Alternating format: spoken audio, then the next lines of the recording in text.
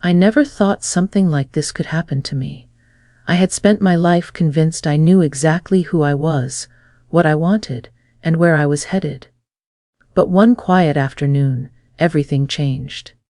My name is Rachel, and I'm 56 years old. For most of my life, I believed love was something you just settled into, like a favorite chair. Comfortable, predictable, maybe a little worn around the edges.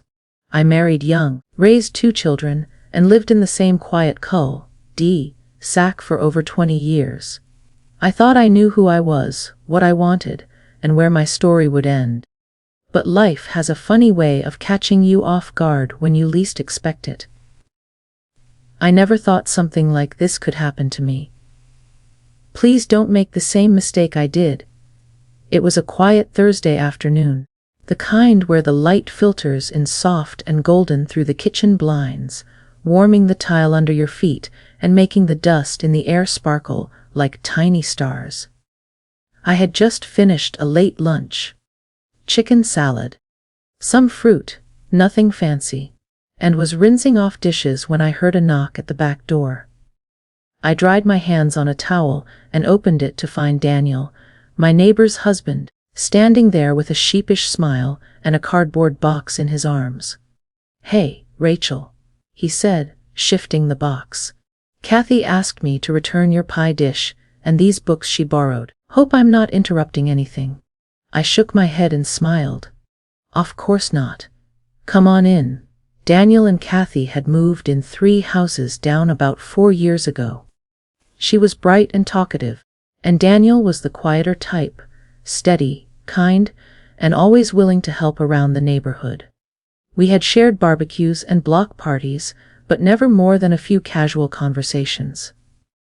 Still, there was something comforting about him, like a deep breath on a stressful day. He followed me into the kitchen, setting the box down on the counter. I noticed how carefully he handled it, as if it might break. His sleeves were rolled up to his elbows, and his forearms were dusted with flour. He must have been helping Kathy bake again. "Want some coffee?" I asked before I even realized it. "I just made a fresh pot." He hesitated a moment, then nodded. "Yeah, sure. That sounds nice." We sat at the kitchen table, the air filled with the gentle clink of mugs and the hum of the refrigerator. The conversation started small. Weather, neighborhood repairs, Kathy's garden.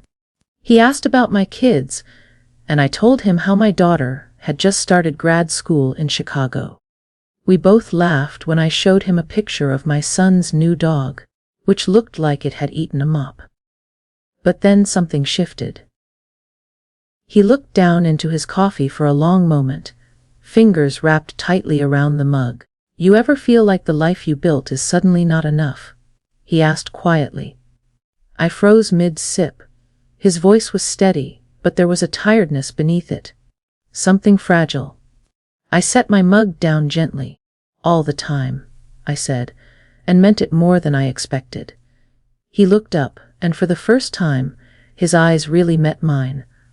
There was something searching in them, something unspoken. And in that moment, the noise of the world seemed to hush. We didn't talk for a while after that. It wasn't uncomfortable, just quiet, present. Then I stood, gathered the coffee mugs, and turned to the sink. "You don't have to do that," Daniel said, standing too. "It's just dishes." I smiled. "I've done a million of them." He stepped beside me and reached for the dish towel. "Then let me help." I didn't protest. We fell into a rhythm quickly. Me washing, him drying. The movements were simple, mechanical, but the space between us felt charged in a way I couldn't name. His arm brushed mine once, and I felt it like a ripple through my chest. I glanced sideways at him. He was looking out the window, a small smile tugging at his lips like he was lost in thought. "You okay?" I asked. He nodded. "Yeah, it's just nice. Being here, talking with you." I didn't know what to say. I turned back to the dishes, focusing on the warm water and soap bubbles, but my mind was a mess of emotions I hadn't allowed myself to feel in years. When had someone last looked at me like that? When had someone simply noticed me? As we finished, he handed me the last plate and held it a little longer than necessary. His fingers brushed mine, soft and deliberate. My breath caught. He opened his mouth as if to say something, then paused.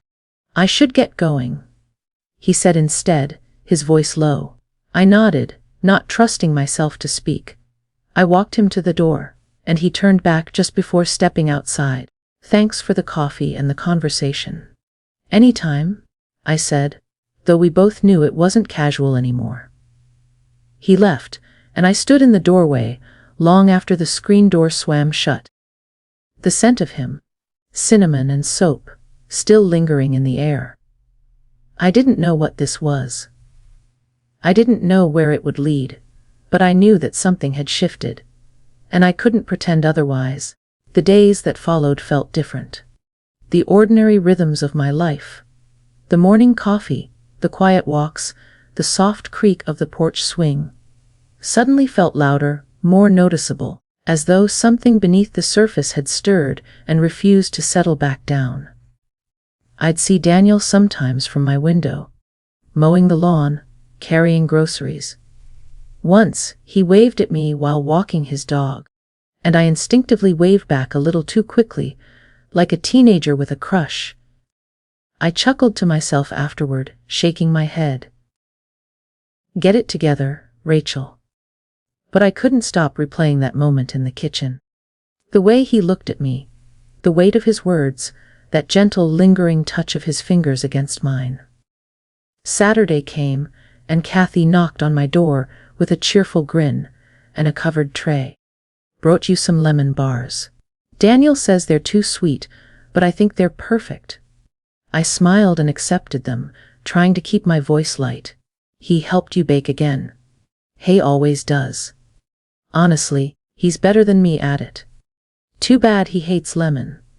I nodded, but something in my stomach twisted. We chatted a few more minutes. Just neighborly things, yard work, summer plans, how the mailman always leaves letters at the wrong house. And then she left, her perfume lingering faintly in the hallway. I closed the door and leaned against it, tray still in hand. The scent of lemon and sugar floated up to my nose, but it made me feel strangely hollow. That evening, I walked down to the mailbox just before sunset. The sky was dipped in streaks of pink and amber, and a warm breeze stirred the trees. I took my time walking back, enjoying the quiet, when I noticed Daniel in his garage, working on something.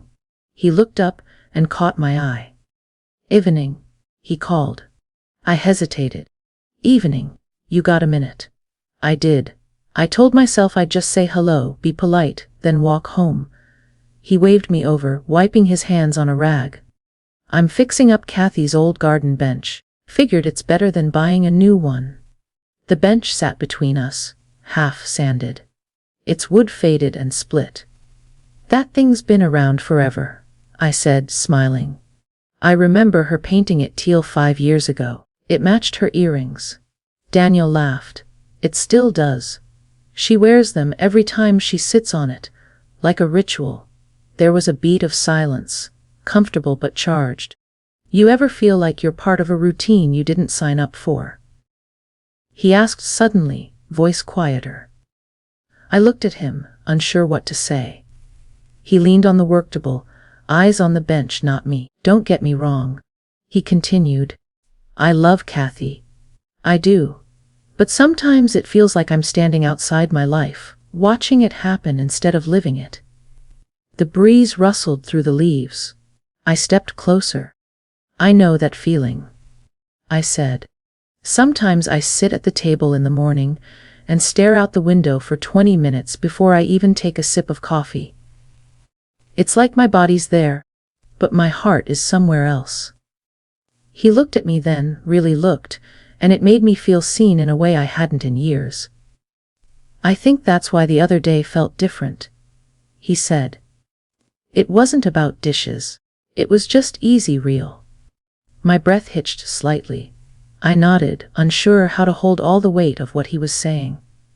I thought about it too, I admitted. He took a small step closer. And suddenly we weren't just neighbors anymore. We were two people standing in a quiet garage, surrounded by the scent of sawdust and evening air, holding more truth than either of us had dared to speak aloud. I should head back, I said, voice barely above a whisper. Okay, he replied, but his eyes didn't leave mine. Thanks for stopping by. As I turned and walked back toward my house, my heart was thudding in my chest, fast and uneven. Every step felt like I was moving through fog, uncertain, heavy, yet strangely alive. That night, I lay awake far too long, staring at the ceiling. My life, so carefully arranged, was shifting, and I didn't know what that meant. I wasn't looking for anything that day in the kitchen.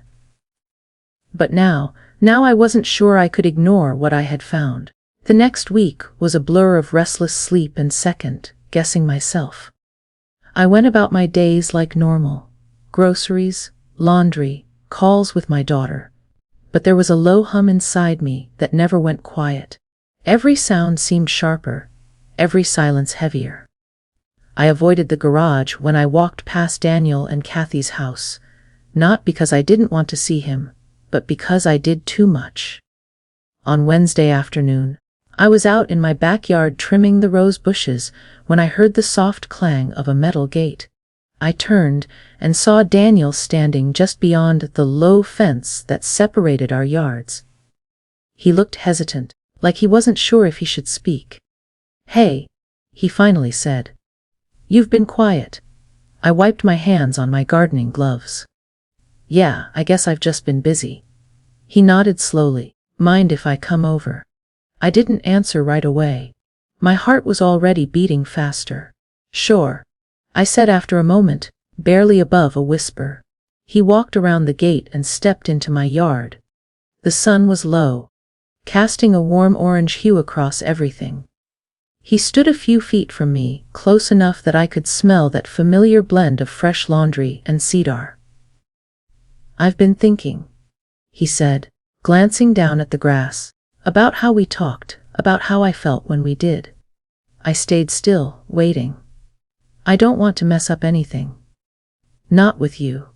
Not with Kathy," he said. There was sincerity in his voice that made my chest tighten. "But something's been missing from my life for a long time, Rachel. And I didn't even realize it until you." My breath caught. "Daniel, I don't want to be the reason something breaks." He looked at me then, his eyes filled with something raw. "You're not the reason. You're the reminder." That hit harder than I expected. We sat down on the patio bench, the cushions still warm from the sun, the silence between us stretched. Not awkwardly, but with weight.